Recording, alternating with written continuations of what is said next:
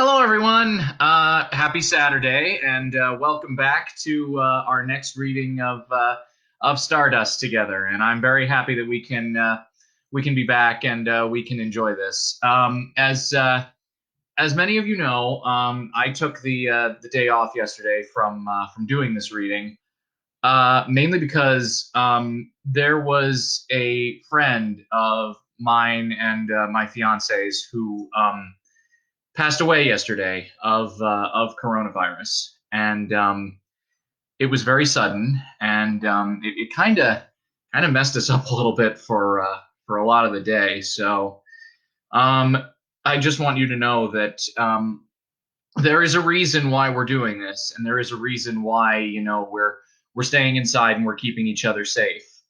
He was only 26 years old, so. It is very important that we continue this as long as we need to, and that's why I'm here and doing my part to make sure that we do that. So, as I say, it is very important, and I want you to remind yourselves why it is that this is something that we're doing. As much as you have to. Like, I know it can be very frustrating. It's been frustrating for me on occasion too, but it's all worth it for the people that we are saving. All right. Okay. So we are going to hop back into our next chapter of Stardust then, and as of the last chapter, Tristran has located the falling star, who it turns out is a woman, and he is going to take her back to Victoria to prove that he managed to do what he set out to do. And meanwhile, with the Lords of Stormhold, Tertius has passed away, leaving only Primus and Septimus in competition for the throne. And the Witch Queen of the Lilim has found her way to has basically acquired a wagon that is being pulled by two goats, and she's making her way there too. So we'll see what happens next, shall we? Chapter 5, in which there is much fighting for the crown. In the morning's bright light, the young lady seemed more human and less ethereal. She had said nothing since Tristran had woken. He took his knife and cut a fallen tree branch into a Y-shaped crutch while she sat beneath a sycamore tree, and glared at him and glowered at him and scowled at him from her place on the ground. He peeled the bark from a green branch and wound it around the upper fork of the Y. They had had no breakfast yet, and Tristran was ravenous. His stomach rumbled as he worked. The star had said nothing about being hungry. Then again, she had done nothing at all but look at him, first reproachfully, and then with undisguised hatred. He pulled the bark tight, then looped it under itself and tugged on it once more. "This is honestly nothing personal," he said to the woman and to the grove.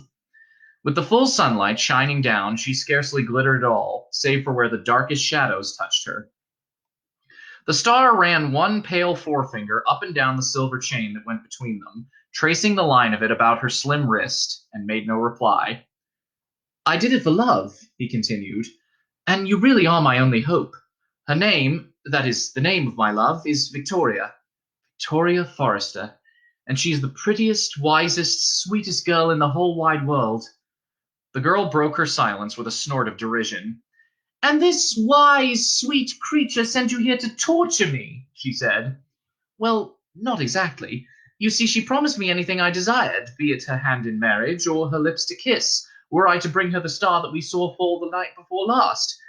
I had thought," he confessed, "that a fallen star would probably look like a diamond or a rock. I certainly wasn't expecting a lady."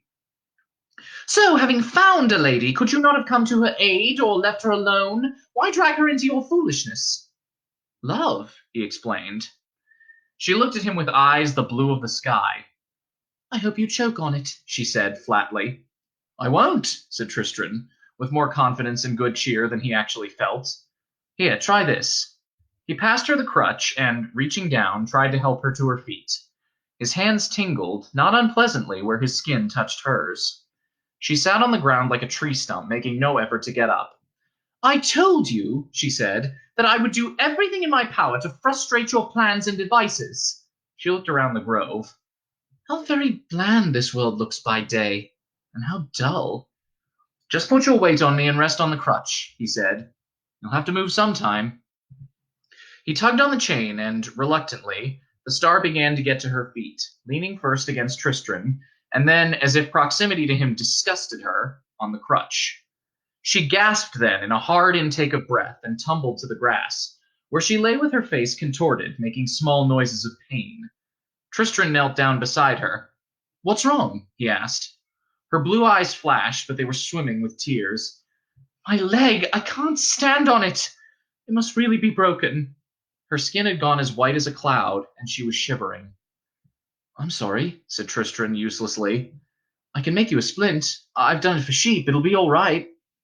He squeezed her hand, and then he went to the brook and dipped his handkerchief in it, and gave it to the star to wipe her forehead.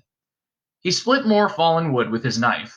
Then he removed his jerkin and took off his shirt, which he proceeded to tear into strips, which he used to bind the sticks as firmly as he could about her injured leg. The star made no sounds while he did this, although when he pulled the last knot tight, he thought he heard her whimper to herself. Really, he told her, we ought to get you a proper doctor. I'm not a surgeon or anything. No, she said dryly, you astonish me. He let her rest for a little in the sun, and then he said, better try again, I suppose, and he raised her to her feet. They left the glade at a hobble, the star leaning heavily on her crutch and on Tristran's arm, wincing at every step. And every time she winced or flinched, Tristran felt guilty and awkward, but he calmed himself by thinking of Victoria Forrester's gray eyes. They followed a deer path through the hazelwood, while Tristran, who had decided that the right thing to do was to make conversation with the star, asked how long she had been a star, whether it was enjoyable to be a star, and whether all stars were women, and informed her that he had always supposed stars to be, as Mrs. Cherry had taught them, flaming balls of burning gas many hundreds of miles across, just like the sun, only further away. To all of these questions and statements she made no answer. So why did you fall? He asked. Did you trip over something?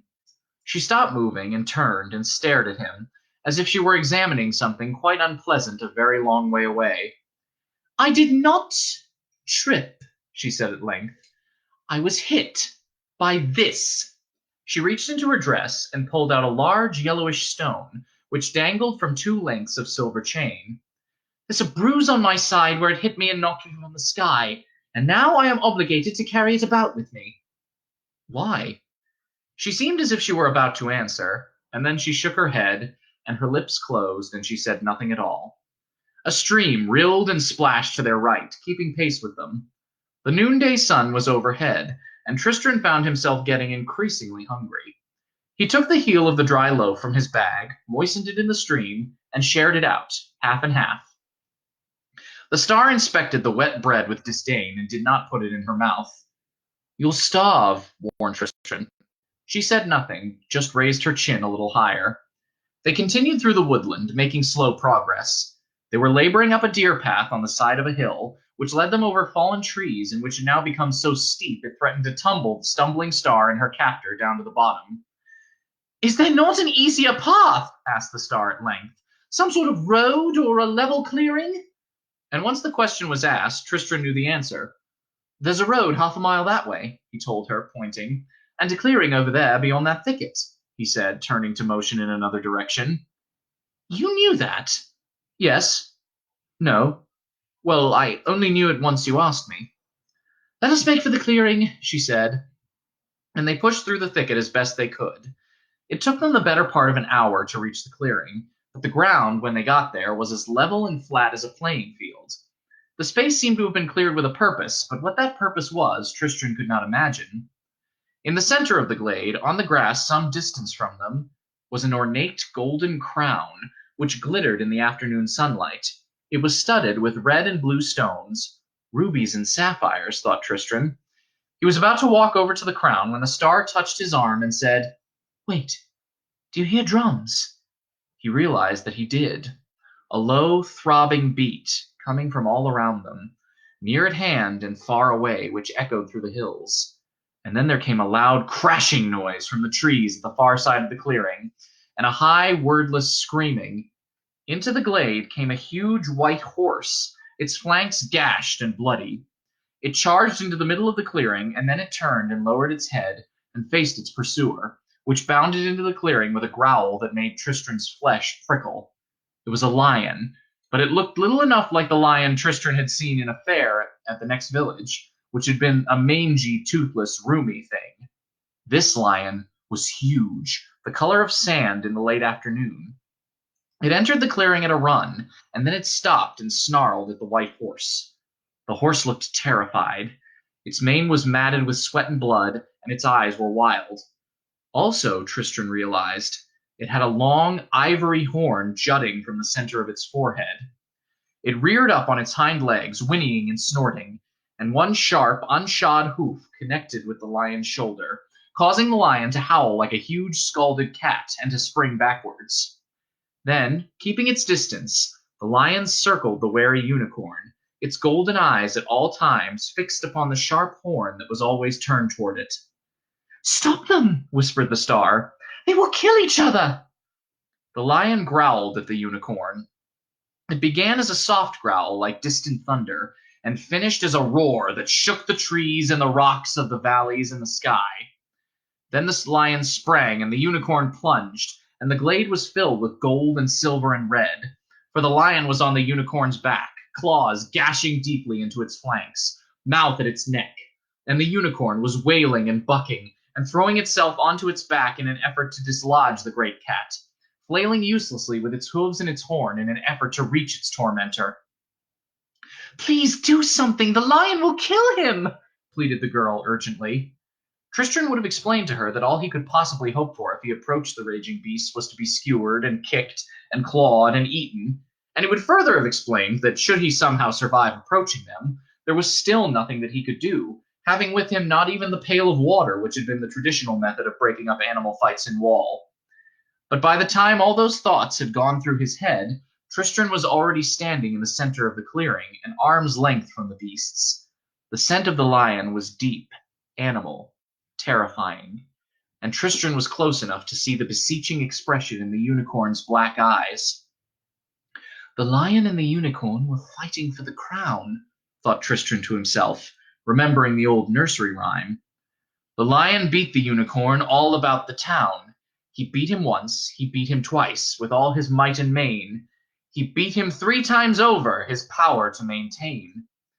And with that, he picked up the crown from the grass. It was as heavy and as soft as lead. He walked toward the animals, talking to the lion, as he had talked to the ill-tempered rams and agitated ewes in his father's field, saying, "Here now, easy, here's your crown." The lion shook the unicorn in its jaws, like a cat worrying a woolen scarf, and darted a look of pure puzzlement at Tristran. "Hello," said Tristran. There were burrs and leaves in the lion's mane. He held the heavy crown out toward the great beast. "You won. Let the unicorn go." And he took a step closer. Then he reached out both trembling hands and placed the crown upon the lion's head. The lion clambered off the prone body of the unicorn and began to pad silently about the clearing, its head raised high. It reached the edge of the wood, where it paused for several minutes to lick its wounds with its red tongue, and then, purring like an earthquake, the lion slipped away into the forest. The star hobbled over to the injured unicorn and lowered herself to the grass, awkwardly, her broken legs splayed out by her side. She stroked its head. "Poor, poor creature," she said. It opened its dark eyes and stared at her, and then it laid its head upon her lap, and it closed its eyes once more. That evening Tristran ate the last of the hard bread for his supper, and the star ate nothing at all. She had insisted they wait beside the unicorn, and Tristran had not the heart to refuse her. The clearing was dark now. The sky above them was filled with the twinkling of 1,000 stars. The Star Woman glittered too, as if she had been brushed by the Milky Way, while the unicorn glowed gently in the darkness like a moon seen through clouds. Tristran lay beside the huge bulk of the unicorn, feeling its warmth radiating out into the night. The star was laying on the other side of the beast. It sounded almost as if she were murmuring a song to the unicorn. Tristran wished he could hear it properly. The fragments of melody he could make out were strange and tantalizing, but she sang so quietly he could hear next to nothing at all. His fingers touched the chain that bound them. Cold as snow it was, and tenuous as moonlight on a mill pond, or the glint of light on a trout's silver scales as it rises at dusk to feed. And soon he slept. The Witch Queen drove her chariot down a forest path, lashing the flanks of the twin white billy goats with a whip when they flagged. She had observed the small cooking fire burning beside the path from almost half a mile back, and she knew from the color of the flames it was the fire of one of her people, for witch fires burn with unusual hues. So she reined in her goats when she reached the brightly painted gypsy caravan, and the cooking fire, and the iron-haired old woman who sat beside the fire, tending to the spit over the flames on which a hare was roasting.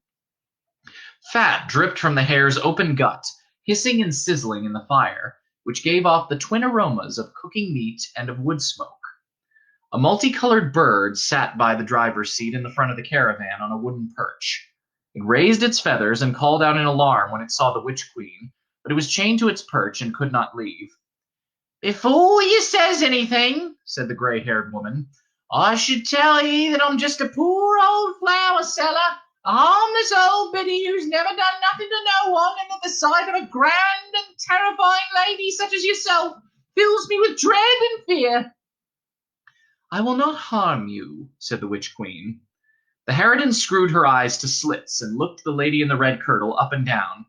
"That's what you says," she said.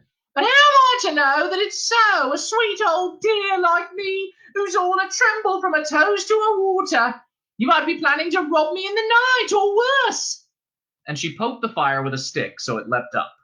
The smell of the cooked meat hung on the still evening air. "I swear," said the lady in the scarlet kirtle, "that by the rules and constraints of the sisterhood to which you and I belong, by the puissance of the Lilin, and by my lips and breasts and maidenhood, that I mean you no harm, and shall treat you as if you were my own guest." "That's good enough for me, dearie ducks," said the old woman, her face breaking into a smile. "Come and sit down. Supper will be ready in 2 shakes of a lamb's tail." "With good will," said the lady in the red kirtle. The goats snuffled and munched at the grass and the leaves beside the chariot, eyeing with distaste at the tethered mules that pulled the caravan. "Fine goats," said the harridan. The Witch Queen inclined her head and smiled modestly. The firelight glinted on the little scarlet snake wrapped as a bracelet about her wrist. The harridan went on. "Now, my dear, my old eyes aren't what they once were by any means, but would I be correct in supposing that one of those fine fellows started life walking on 2 legs, not 4? "Such things have been heard of," admitted the Witch Queen. "That splendid bird of yours, for example." "That bird gave away one of the prizes of my stock of items for sale. Gave it away to a good-for-nothing nearly 20 years ago. And afterward, the trouble she put me through scarcely bears considering. So these days she stays a bird unless there's work that needs doing or the flower stall to run.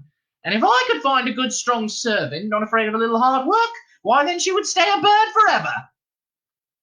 The bird chirruped sadly upon her perch. "They call me Mistress Semele," said the harridan. "They called you Ditchwater Sal when you were a young chit of a thing," thought the Witch Queen, but she did not say this aloud. "You may call me Morwaneg," said the witch instead.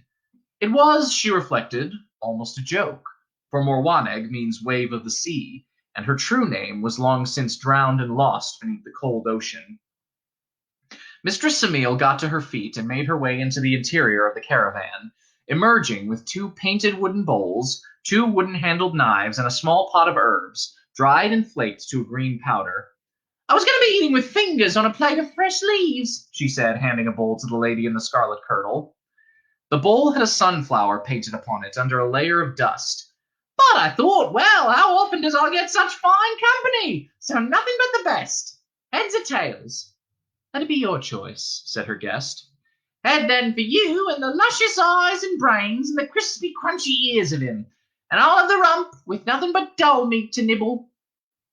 She lifted the spit off the fire as she spoke, and, using both knives so fast they seemed little more than a glitter of blades, she parted the carcass and sliced the meat from the bones, and dealt it out, fairly equitably, into each bowl.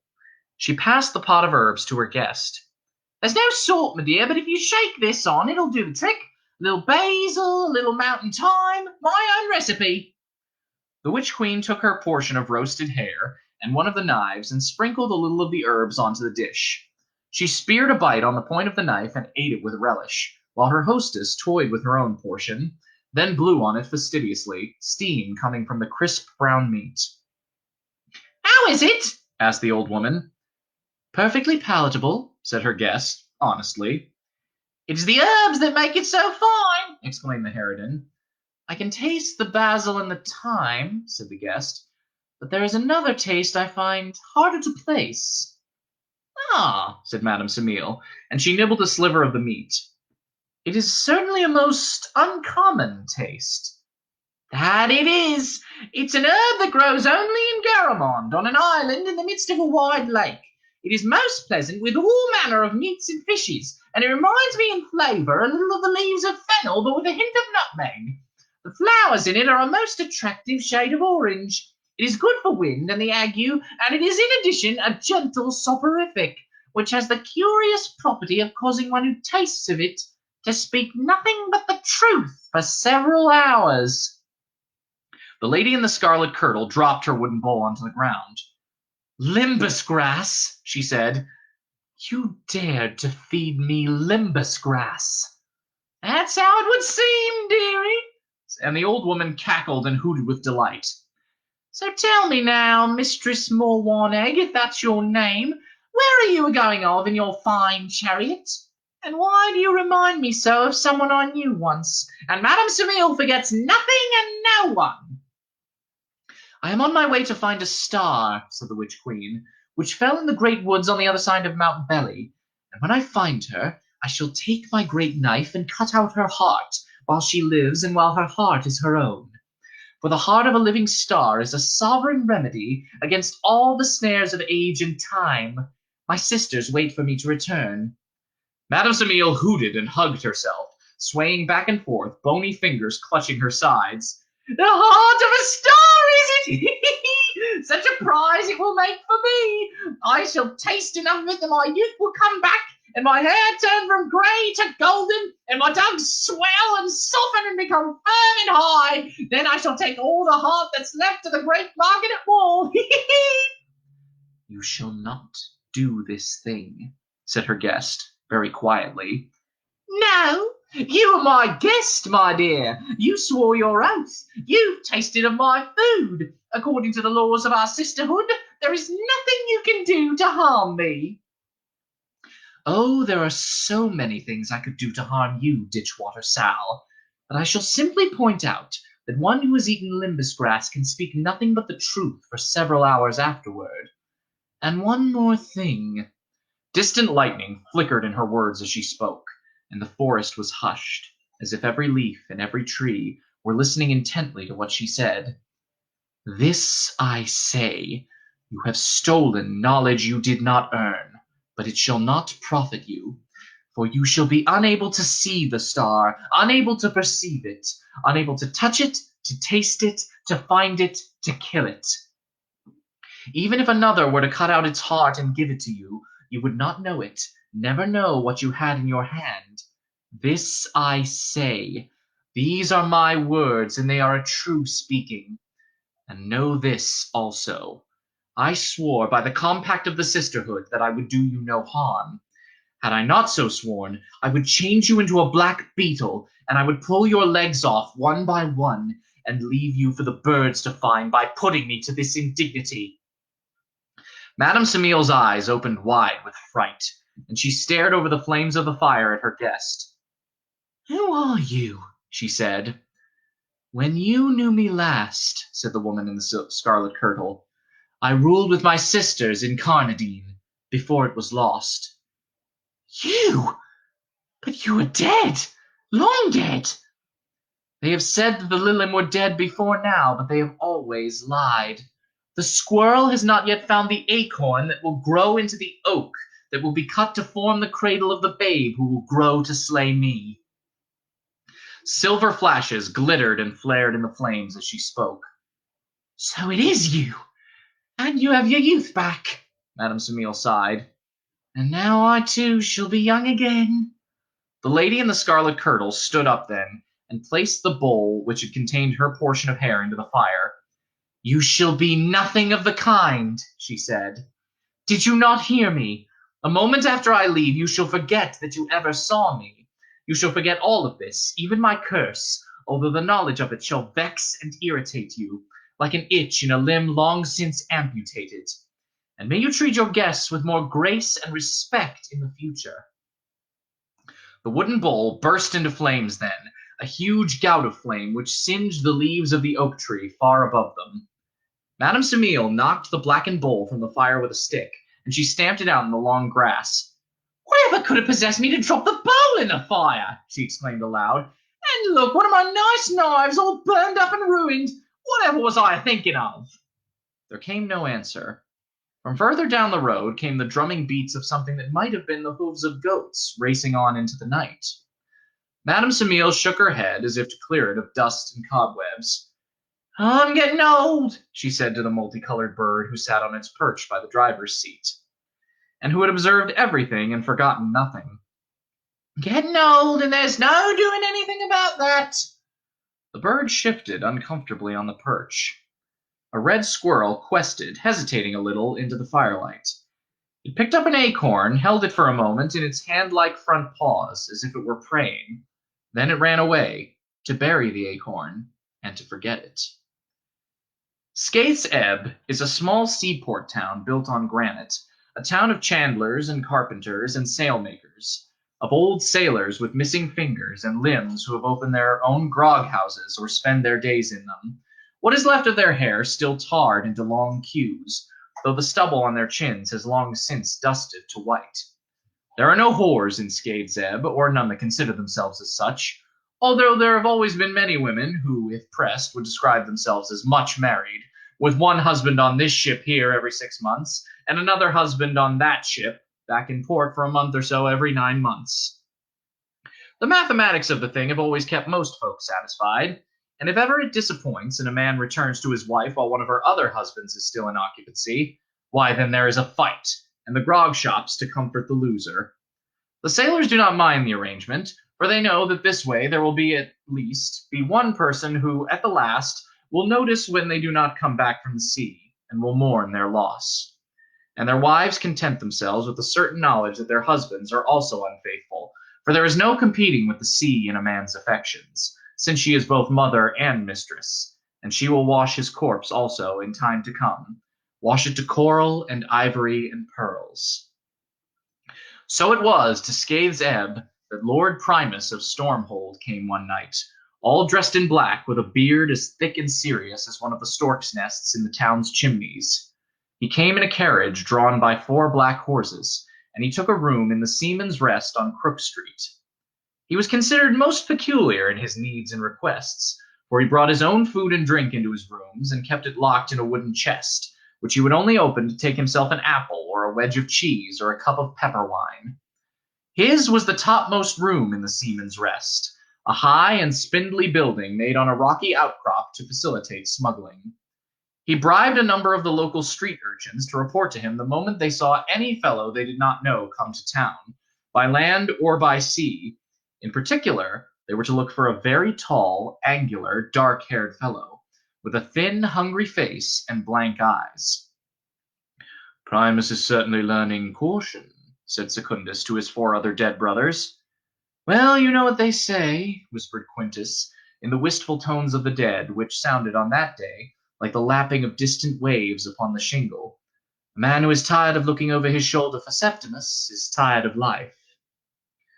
In the mornings, Primus would talk to the sea captains with ships in Skaith's Ebb, buying them grog liberally, but neither drinking nor eating with them.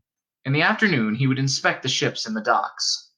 Soon the gossips of Skaith's End, and there were many, had a gist and the juice of it all.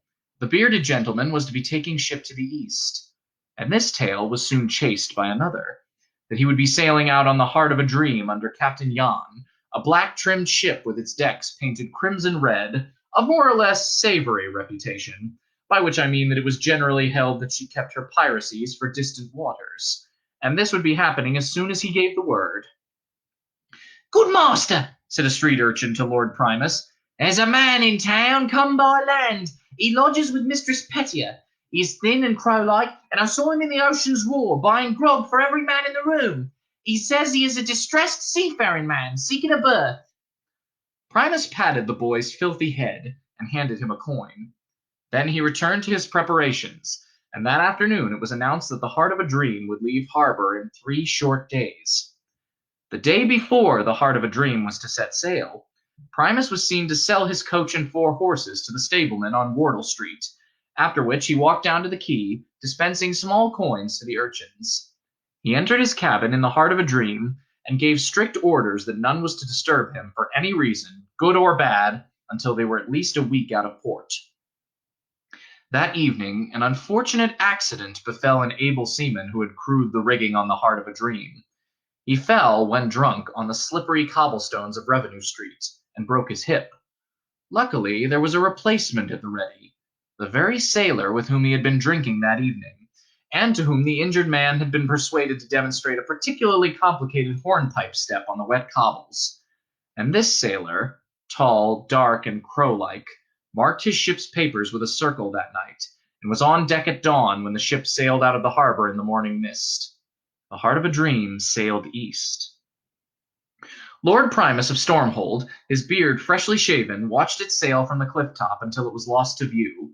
Then he walked down to Wardle Street, where he returned the stableman's money and something more besides, and he rode off on the coast road toward the west in a dark coach pulled by 4 black horses. It was an obvious solution.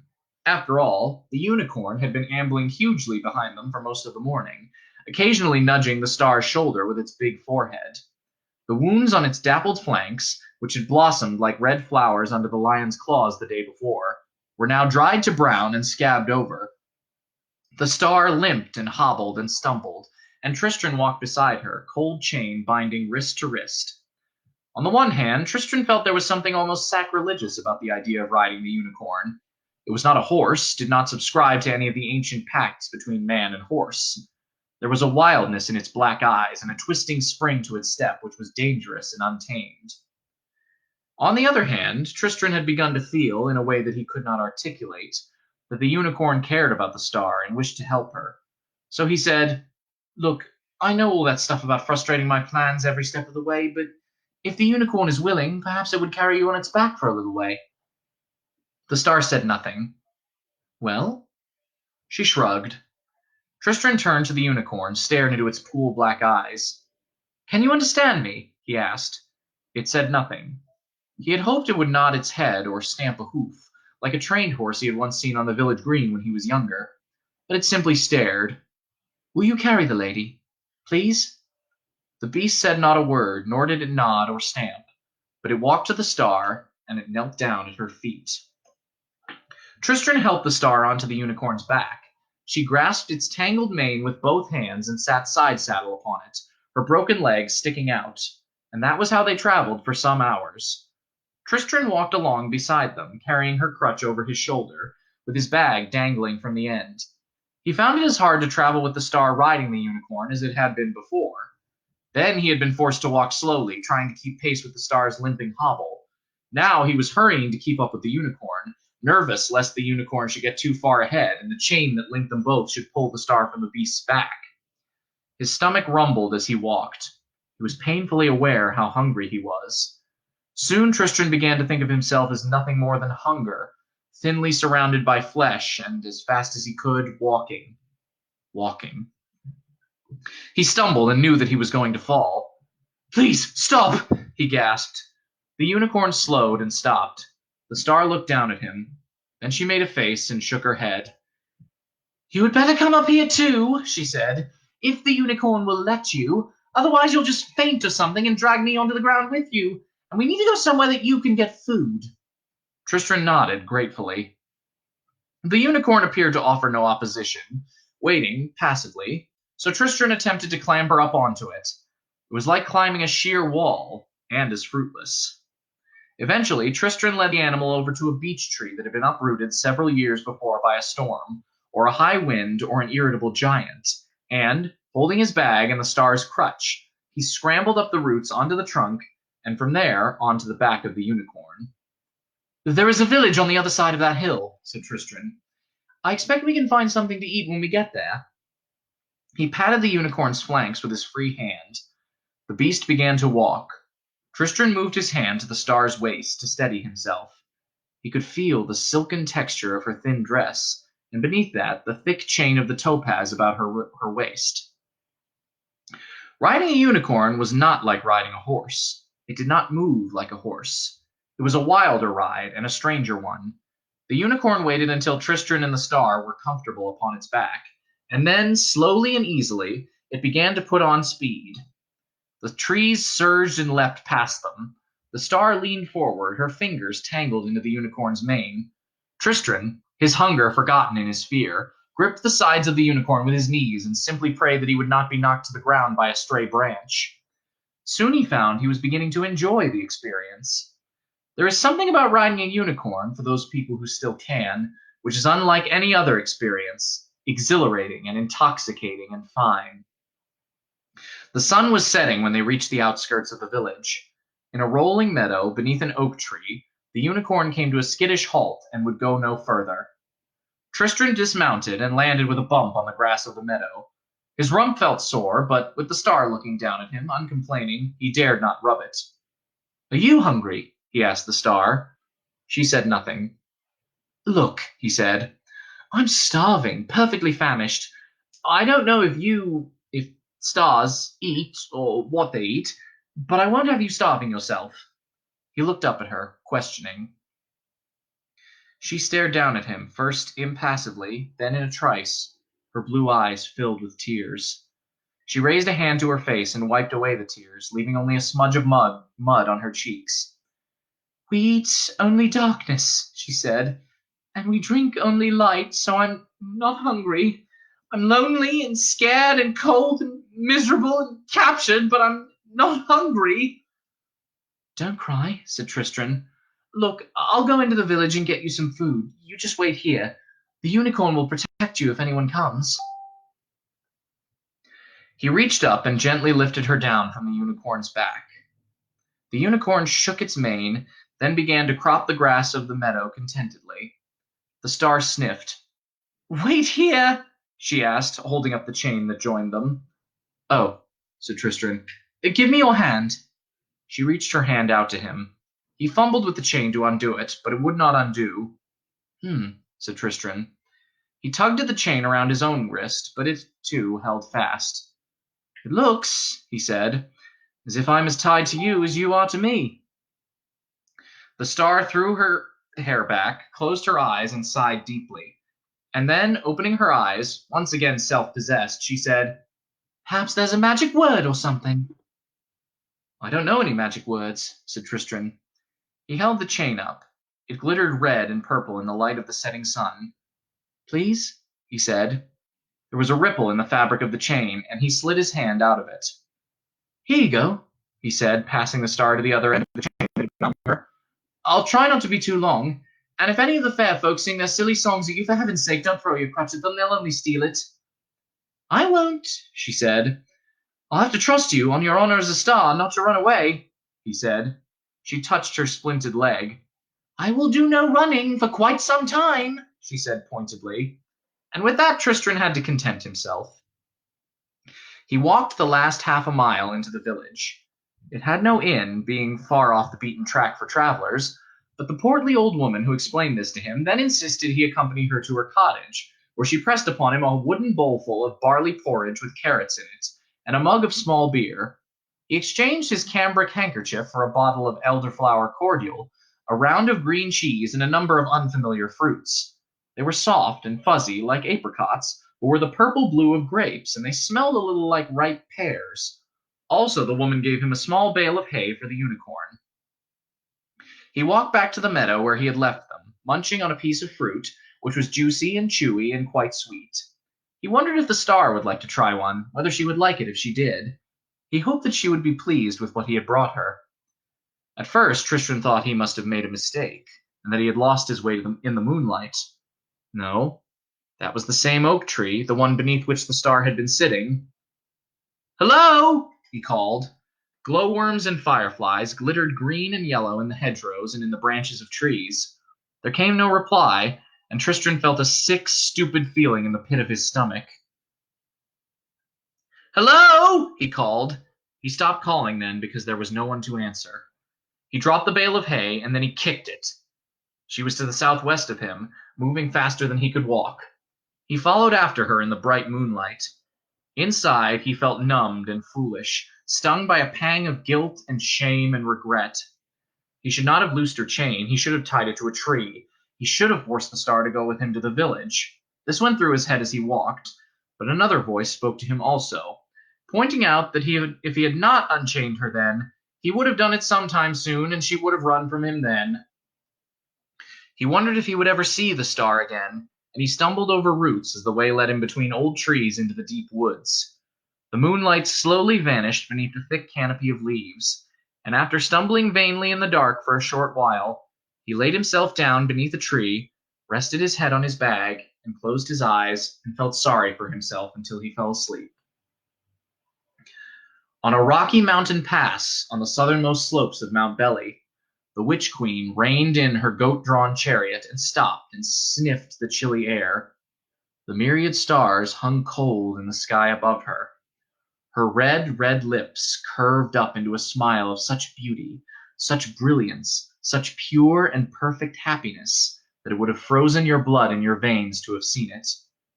"There," she said, "she is coming to me." And the wind of the mountain pass howled about her triumphantly, as if in answer. Primus sat beside the embers of his fire, and he shivered beneath his thick black robe. One of the black stallions, walking or dreaming, whinnied and snorted, and then rested once more. Primus's face felt strangely cold. He missed his thick beard. With a stick, he pushed a clay ball from the embers. He spat on his hands, then he split open the hot clay and smelled the sweet flesh of the hedgehog, which had cooked slowly in the embers as he had slept. He ate his breakfast meticulously, spitting the tiny bones into the fire circle once he had chewed the meat from them. He washed the hedgehog down with a lump of hard cheese and a slightly vinegary white wine.